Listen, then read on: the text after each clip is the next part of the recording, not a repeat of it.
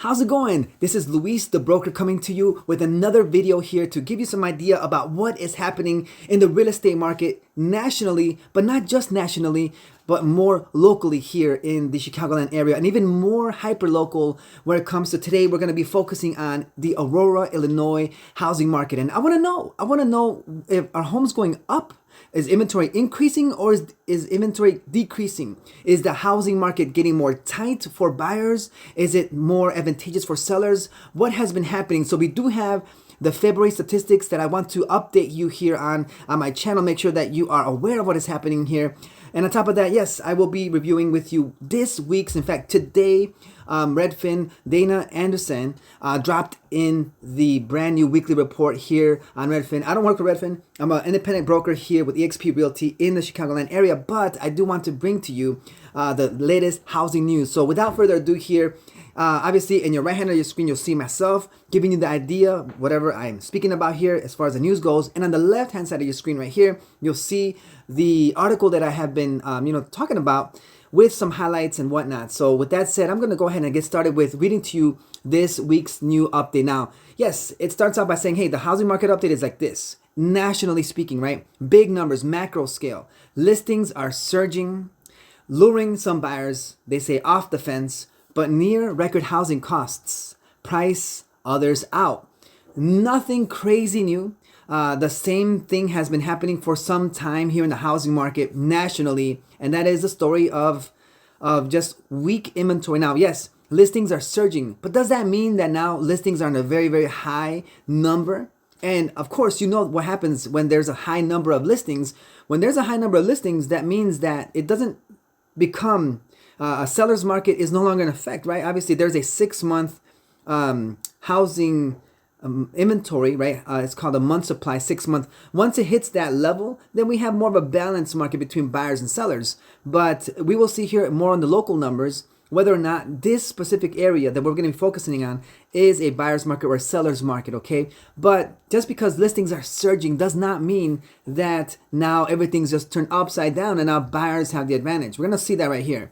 Now it says here, listings rose 13% from a year ago. Now, yes, actually, listings are up for the biggest amount in the last 3 years. It's been 3 years since listings have risen this high, is what it's saying here. So that's good news, obviously. If you want to have more options to choose from, especially if you are a buyer out there or you have buyers as a buyer's agent, and you want to have more options to choose from, then of course this is good and welcome news for you. And we're going to see again more specifically here in the housing market in Aurora if inventory really is increasing compared to last year. But as for national news, of course, that's a good sign for those, right? Now, the interest rates. Yes, this past week, they did take a dive. Now, again, we always spoke about this in interest rates from a buyer's perspective, right? When they go down, that's actually a good thing, right? We're happy about that, right? The general public likes to have interest rates decreasing. So they've been going up as of late, hovering around the 7% mark. And this past week, rates did take a dip down. So they said it's been 4 straight weeks of rate increases, but now this week we did see some reprieve in that, okay? Well, it says here, while mortgage rates came down slightly this past week, following 4 straight weeks, they're still hovering at around 7%. Now, I believe that buyers, excuse me, who have been in the market for some time have grown accustomed to that level of interest rate. I mean, they've been having about a year plus dealing with these higher numbers. So I think they've come to grips with that. And also sellers as well have understood that interest rates are going to be at this level for some time. There are some folks out there who are preaching, that 5% rates is going to happen here, that this is the year of the 5. But it doesn't look like that's going to be the case here anytime soon. As a matter of fact, this past week, the Fed hinted that it is unlikely to drop rates anytime, even before June. So that's the state of where the interest rates are at the moment. They're still hovering around the 7% mark. And so, I mean, obviously, speak to your local lender to see what rate you can lock down. But the fact that listings are on the way up, of course, with spring here, spring in the air, yes, seasonally, it is normal for there to be an increase in inventory. So this is nothing that's shaking the world and saying, hey, you know what? there's a surge of new homes. I don't see a surge coming. I don't see a huge influx of inventory just filling up the market in an unusual way. No, because as we know, and I'll show you the charts as well, inventory does tend to go up around this time of year anyway. So it's nothing crazy. And we're just sitting here watching the things observe. Now, what about prices? Home prices have also been a sort of problem for buyers here as of late. Now, again, because we've had already a year and a half, basically, of higher costs and higher interest rates, I think that most buyers out there have, in a sense, been trained or become accustomed to the rates as they are. So therefore, I think that those that are in the market now are going to be, bracing the weather, right? It's like when you go out and you understand that it's winter and it's going to be cold. Okay, you understand that. So you put on your big coat, you put on your hat and your mittens and everything else, and you get out there and you brave the weather. You understand that it's not going to change anytime soon, so therefore you go out there. And I think that buyers are in the same boat right now. They're thinking, you know what? It's winter time here when it comes to prices and interest rates. Therefore, I need to buy a house. I'm going to bundle up and embrace it and just, see in the future if, rates drop, we can just refinance. So folks and agents alike are coaching their clients, their buyer clients, to basically be just focused on the actual monthly cost of the home instead of looking at the big number, the interest rate, big number. Just focus on, can you afford the monthly payment? Yes or no. If you can, then the best option, the win here is just buying the house, okay? So nationally, prices have gone up 5% here, according to this Redfin article written by Dana Anderson that's just published here today, March 14th, 2024. And it says here that still, even though prices have gone up 5% and interest rates are still hovering around 7% still, buyers are still coming out of the woodwork, which is cool. Now, what's drawing buyers out? Is it the interest rates? No. Interest rates, they are not attractive enough to bring buyers out. Is it the home prices that are bringing buyers out? No. So what's luring buyers off the fence, like the title says here in this article right here? What is luring buyers off? And that is more inventory, more options to choose from.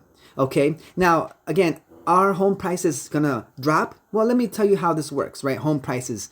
When a house sells, they base their sales off of more recent comps, all right? So if the price of another comp, right, another property that's sold in a neighborhood was sold above asking price or above what the other started could sell for, once that property closes, that becomes a comp.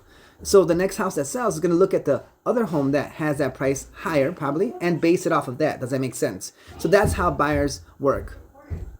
So that's how that works there with comp. So as long as we see homes being sold above the price that they were asking for or higher than normal, the next house that sells is not going to want to sell for lower than that, right? And start to bring the price down and those comps compare themselves to each other. No, it's just going to keep going up and up and up and up. And that's just the way it's going to go, especially because buyer demand continues to be so high. All right, so that's the state of affairs, and that's why prices are the way they are now. I've seen some folks get out into the buyer's market, into the market and try to buy homes, but they have this, in a sense, old way of thinking, a buyer's market way of thinking, and they look at what the home was purchased for, and they calculate what the repairs would have been, and they calculate maybe a little bit of what the inflation was, perhaps, and they make an offer based on that alone. We're not living in those old ages anymore, right? You have to, in a sense, here in a seller's market, especially a strong seller's market, go by what the comps are going for and what prices are selling for, because you're likely to offer way below what others are asking for, what the sellers are asking for, and you won't get your offer considered because of that, okay? So come at it with some wisdom. Come at it knowing the times, that times have changed and not, the way things are now are not the way things were maybe 6, 7, 8, 9 years ago, right? So just make sure to consider that. If we're in a buyer's market, then of course you can, negotiate in that way. But because we're in a seller's market, we have to be more thoughtful about how we approach this, okay? So yeah, buyers are encouraged by more inventory out there. Now let me take you to the part that I wanted to really focus on here, and that is what is going on here in the area. Now let me go ahead here and try to type in, let's put in the Aurora area here, just to give you an idea of what is happening here in the market. All right, so we are checking out InfoSparks, right? And we're going to take a look to see what the prices are here, all right? So we have new data, and we're going to go ahead here and click and take a look at how homes are here. All right, in Aurora, according to the statistics, last month the price is $305,000. Now, did that price go up? And that's the median price, mind you, okay? That's the median price. Excuse me as my camera shifts a little bit here. By the way, I'm recording this now. As you can see, this is different layout as you've probably been accustomed to. I'm experimenting with this cool new Galaxy Z Fold 5 that I purchased here.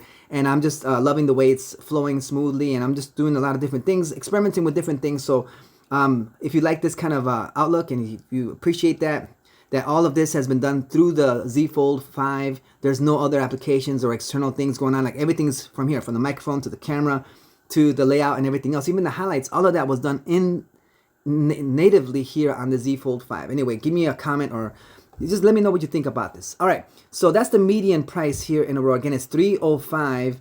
And let me just take a look here. And there's a little bit of a glitch here going on with the website. But if I could take a look here once again. That number is higher, 8.9%. 8.9% higher.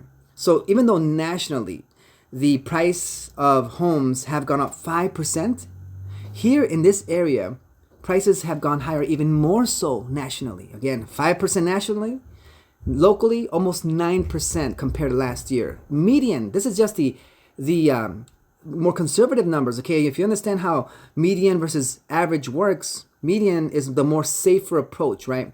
But if you take a look at what is happening in the average numbers, let's take a look at the average price here now in Aurora, okay?